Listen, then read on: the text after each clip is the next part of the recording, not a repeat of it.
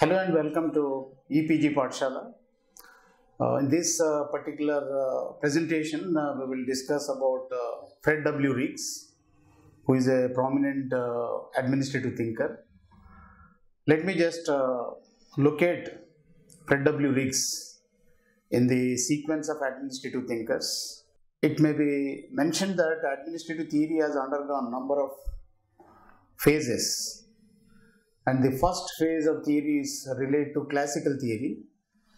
And the classical theory tried to look at administration in terms of seeking efficiency and economy. For that, they proposed certain principles, the principles of administration, with the help of which administrative efficiency and economy in operations can be secured.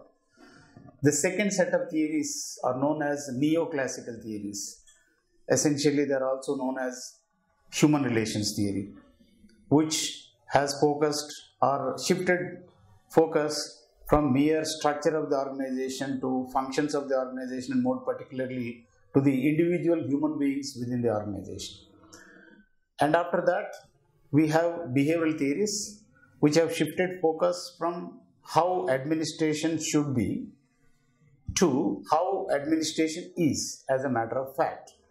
So it is on the realities of administration. These are all theories which have been contributed by Western scholars from Germany like Max Weber, scholars from America like Woodrow Wilson, Luther Gulick, Linda Lorvig. Some of these people are mostly from the developed countries or the so-called first world countries.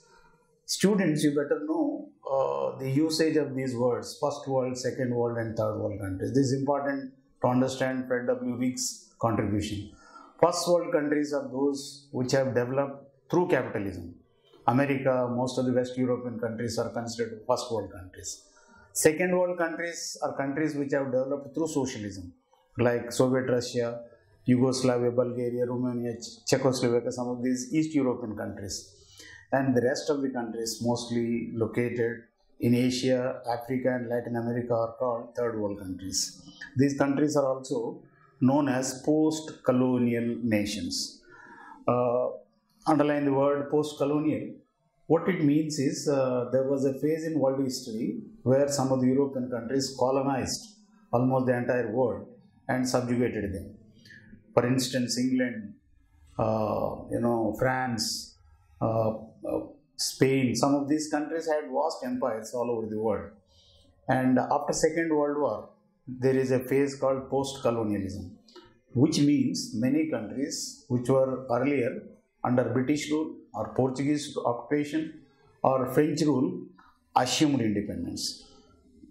Fred W. Riggs' theory of public administration is known as ecological theory. What Riggs contributed is that he says the environment of administration influences administration. Therefore, to study public administration, you have to have an ecological perspective. Ecology is studying something in relation to the environment. Now, this concept first arose in life sciences. There is a subject called plant ecology. Now, particular plants grow in particular climate. They don't grow in some other climate. So, taking a cue from this, an idea has come that administration will be different from different countries, and same model of administration need not be successful in all countries. Fred W. Riggs is considered an ecological thinker, or one who has proposed an ecological dimension of public administration. Number one, he is also considered to be a development administration thinker. Development administration is administration which is focused on the goals of development. Here, the first world or capitalist advanced countries, they have already developed. Their focus is stabilizing their regimes, stabilizing their high growth rates and high employment rates and all that. Whereas third world countries want to move fast, change fast, achieve development fast. So these countries are known as developing nations. Development is a goal-oriented journey. So they are moving fast in achieving certain goals. So the kind of administration needed for capitalist countries or advanced countries is administration is basically looked at as a stabilizing influence. They have to preserve what all good things are there in the society. Whereas in developing countries, they have to change things fast. So F.W. Riggs may be called a development administration thinker also. Thirdly, F.W. Riggs is also called a comparative public administration thinker. Comparative public administration is a theory which says that to understand any country's administration, if you just study that particular country, you are not going to make full sense of the administration. You may understand that country, but unless you understand certain other countries and compare it with that country, you will not know good and bad of that country. So this comparative perspective, comparison with other administrative systems becomes important. So therefore, he has done this contribution. We will first know some background of F.W. Riggs. F.W. Riggs was born in China in 1917. He obtained his PhD from Columbia University in 1948, and he served Indiana University, Hawaii and Stanford universities, and more importantly, he was the first chairman of Comparative Public Administration Group. Let me give a little background to Comparative Public Administration Group. An idea came up in among administrative thinkers or people seriously thinking about administration that in the initial years of independence, after independence, countries like India tried to use American models, American systems of administration for developing their own administrative systems. For example, in India, Ford Foundation has sent some experts to guide us in developing our country and bringing faster, speedier development. So some of those ideas did not achieve much success. There an idea came that maybe the administrative practices or administrative systems or administrative procedures which are developed in Western countries like America, some of the European countries may not be straight away used here because like soils are different. Different soils may not allow the same crop to grow. So if you want to grow a particular crop, you have to have a particular soil. So transplantation of those ideas, practices and systems may not be useful. Therefore, idea of development administration says that you have to develop administrative theories de novo in developing countries because their experience is different, situation is different. So therefore, in administrative theory, one important thing that has happened with F.W. Riggs is that they have focused the study of administration from Western societies to non-Western societies.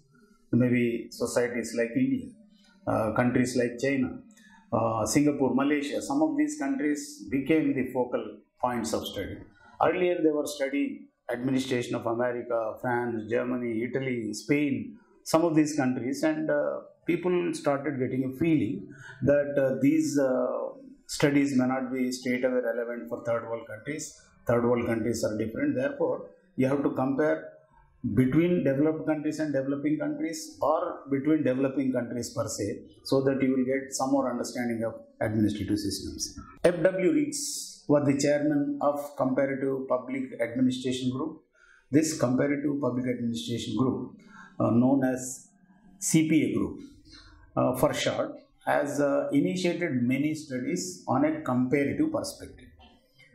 Now, this Comparative Public Administration Group has given a directive or a kind of initiative to all the scholars who are engaged in this kind of study to make a shift in their methodology of study.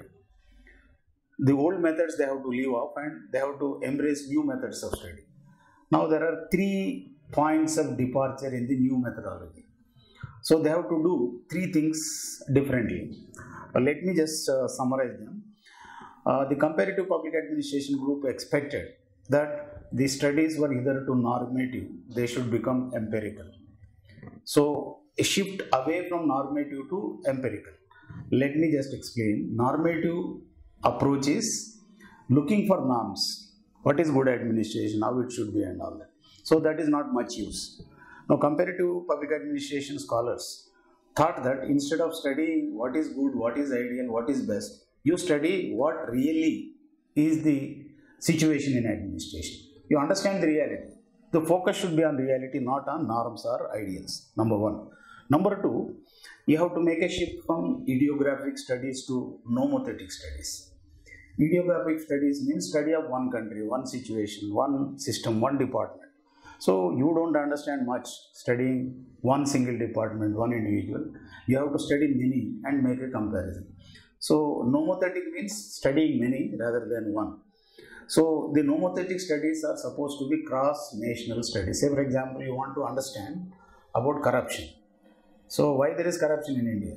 If you just understand Indian situation, it may not be very revealing. You study why there is corruption in China, why there is corruption in Pakistan, why there is corruption in Singapore, Sri Lanka, Malaysia, etc., etc. From there, if I think the modus operandi of corruption is the same everywhere, I think there is something basically wrong with the situation or the development syndrome. It's not something wrong with the country as such, because everywhere the same thing is happening. So therefore, your understanding will be better. So second point of departure is from ideographic to nomothetic, or one nation study to cross-national studies. Cross means across so many nations. The third and another major change in methodology of study is a shift from non-ecological to ecological study. Earlier studies studied administrative systems per se, or at best they studied about the political and administrative system. But administration is not a free agent. Administration does not exist in vacuum. Now, if there is corruption everywhere, administration also is bound to be corrupt. So therefore, when you relate the administration to its environment, ecology, ecos means environment, logy means study. You study the environment. Suppose you want to study the administrative system and the phenomena of corruption in India, you study the environment in which Indian administration is working. So what is the culture in which we are operating? What is the kind of political system? What is the kind of economic system? If there are things in economic system, political or cultural system, they may somehow influence the administrative system. So therefore, it is something like roots. The other things, environment is like roots. Roots give the nourishment. Roots give the feeding.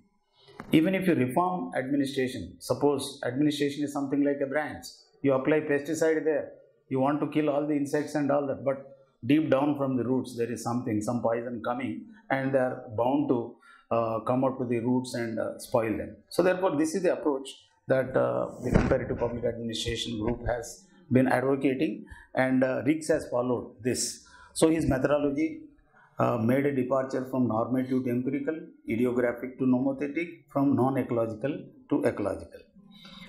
Of course, F.W. Riggs was not the only one who was doing this kind of study.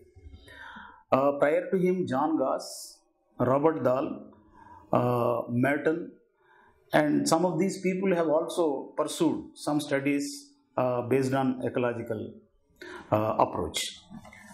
One more aspect of Fred Riggs' approach to public administration or study of public administration is structural functionalism, structural-functionalism.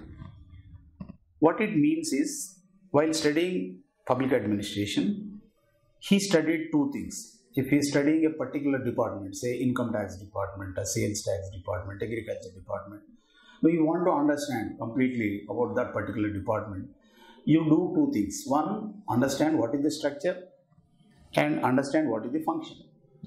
So you have to understand the structure and function, and then only you will gain the complete understanding of the things.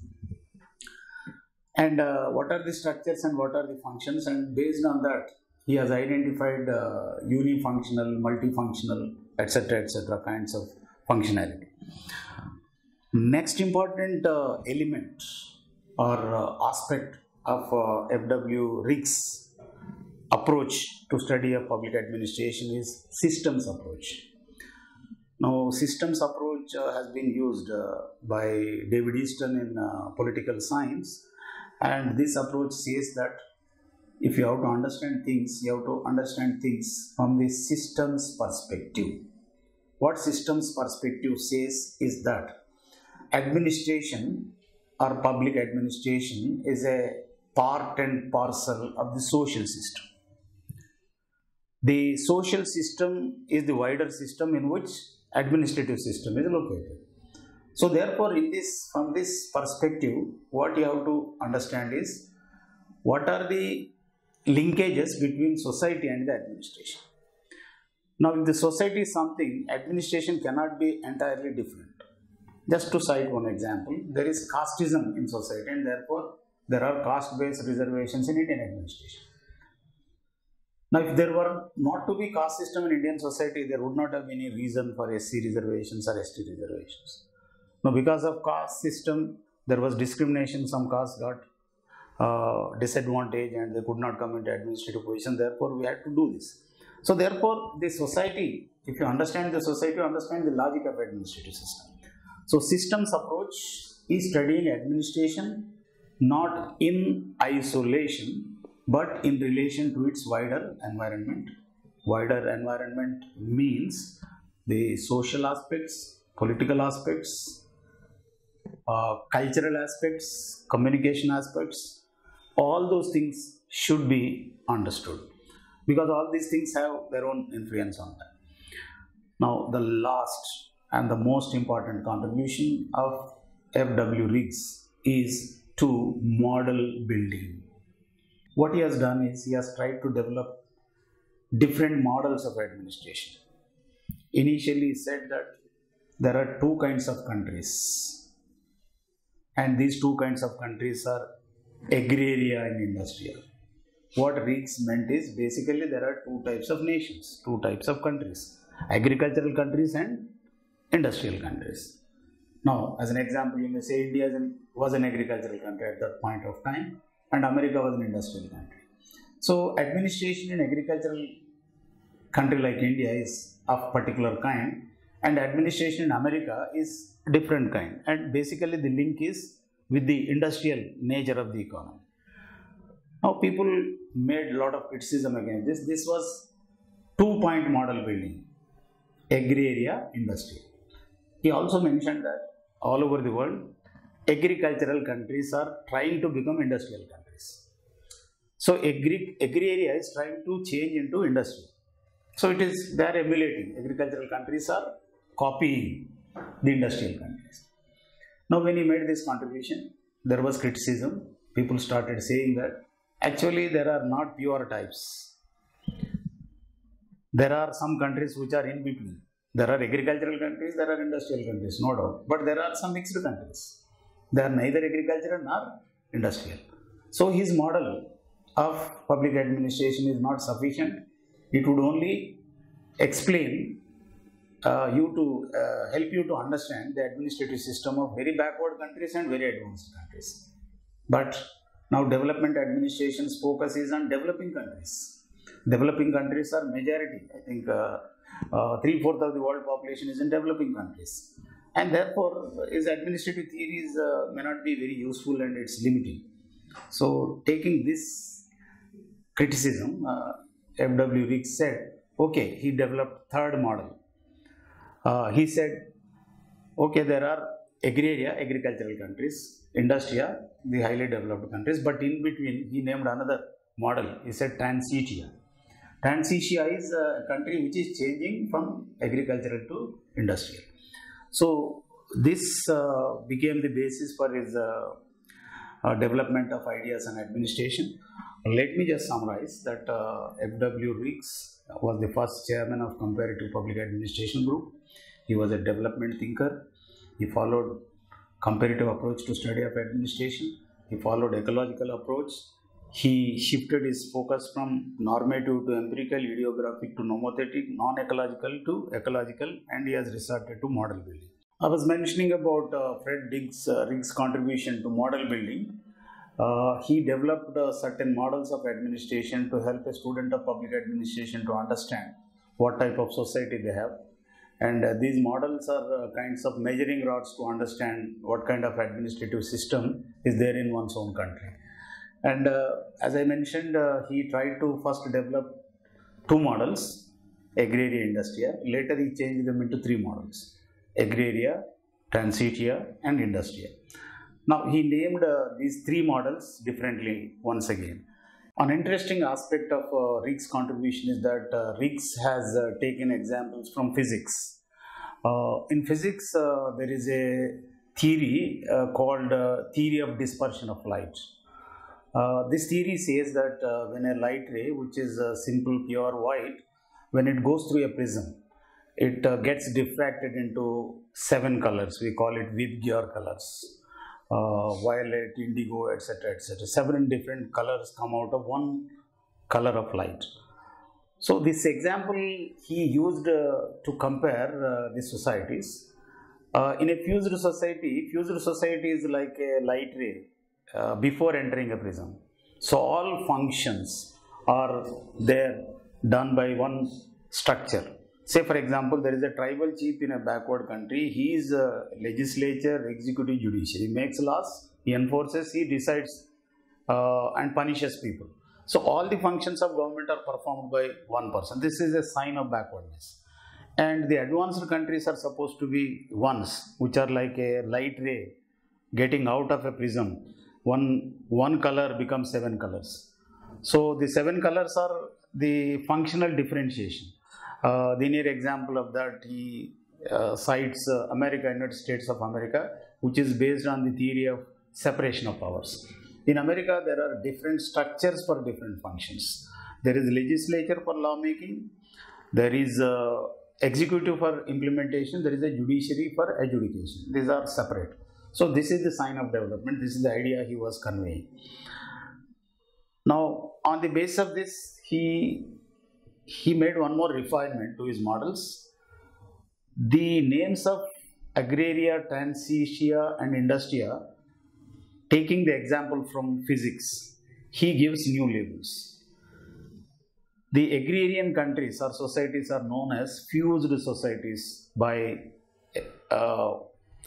this man, Riggs. A fused society is one where all functions are performed by one structure. And then the next kind of society is prismatic society. This is the second stage, like the light ray getting into prism. So there some differentiation starts. The light starts getting split into its individual component colors. And when the light ray comes out of the prism, it gets dispersed into 7 distinct and different colors. So this as the example, physics as the example, he says there are 3 types of societies: fused societies, prismatic societies and diffracted societies. According to him, fused societies are backward societies, diffracted societies are advanced societies, and prismatic societies are transitional societies or middle order societies, which are neither backward nor advanced. I think this is the kind of thing he has said. And he said in each society, his starting point was that the environment has an influence on administration. He proves that point. In countries which are underdeveloped, there is the administrative system which performs all functions. In highly developed countries, administrative system performs only particular functions. Now he says in fused countries, he makes a contrast between fused societies and diffracted societies, or backward societies and advanced society. And the contrast is as follows. Now I'll give, in fused societies or backward societies, the values are ascriptive, whereas in advanced societies, the values are achievement based. Values here means what value and or importance a person gets. In a backward society, a person's importance depends on ascriptive values or birth-based values. You are son of a Maharaja, you become important. You are son of an ordinary fellow, a beggar, your importance is not there. So your importance depends on not your achievement but your birth. So birth-based values are ascriptive values. In advanced countries, no matter who you are, who your father is, you may be a beggar's son, pauper's son, a cobbler's son. But if you achieve something, you are respected. So achievement is the basis for respect. So these are known as achievement values. Now next important difference is in backward societies there is particularism. Now for each person there is a separate treatment. Whereas in advanced countries there is universalism. Say for example, you commit a traffic offense, no matter who you are chief minister's son or the president's son, the law will take its own course. They will book you, not sparing anybody. But in third world countries, in backward countries, now the values are particular. Important people, sons are let off, whereas helpless people, children are framed or booked. So this kind of values are natural in backward countries. One more important difference is in backward countries there is limited social mobility, whereas in advanced countries there is high social mobility. What social mobility means is that a person can improve one's position in society after birth. All is within his hands. He has so many opportunities of coming up in life. So this is the sign of advanced societies. Whereas in backward societies, whatever effort you make, however pious you are, however industrious you are, you have very limited chances of going up. So mobility is restricted in backward countries. And one more thing is, there is a dominance of ascriptive social groups in backward countries or fused countries. Whereas in diffracted countries or societies, there is associations are important. I'll just illustrate the point. Ascriptive social groups are birth-based social groups.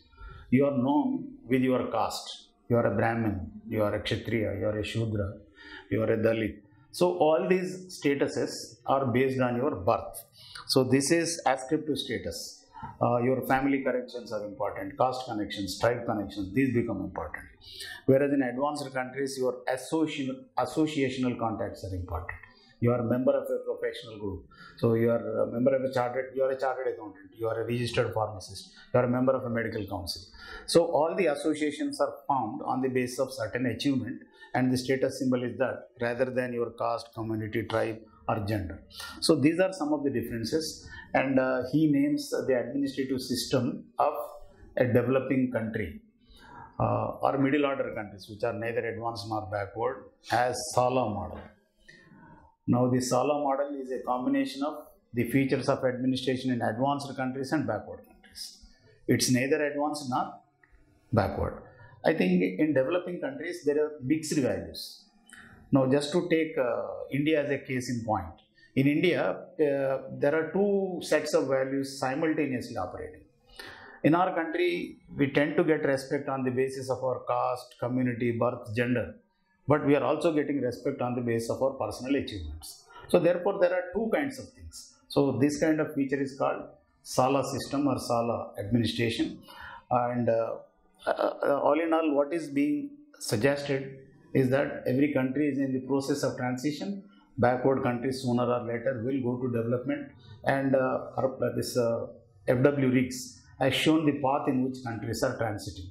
So he says there is a kind of universal tendency, there is a kind of trend all over the world of backward countries, backward administrative systems becoming advanced administrative systems. Before we conclude, we need to have some major points of criticism against F.W. Riggs. There are two major points of criticism against him. One is that one requires a whole dictionary to understand Riggs' writings on ecology of public administration. Riggs has spinned off so many words like agraria, transitia, industria, fused, diffracted, Sala model, bazaar canteen, so many things, and one wonders as to how many words he would spin. So therefore people are not really understanding his language. That's one criticism. Therefore said that Riggs would have written a dictionary to help readers to understand what the content of his contribution is. The second important and more stinging criticism, more serious criticism, is that there is an ethnocentric bias in Riggs' writings. Ethno means self-centeredness.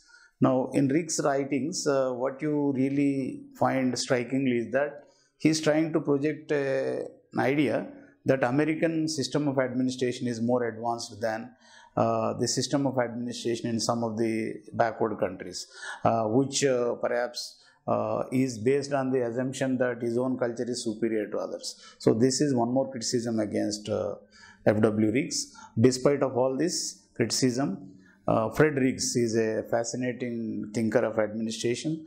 He has widened the scope of public administration, and he has brought many meaningful aspects. And in fact, he has brought about the environment of third world countries. He has shifted the focus of administrative studies from developed countries to developing countries. I think the world now, I think the 21st century, the century of some of the Asian countries or developing countries. So the focus on developing countries is a well-meaning focus, and Riggs should be remembered for that. So here we conclude.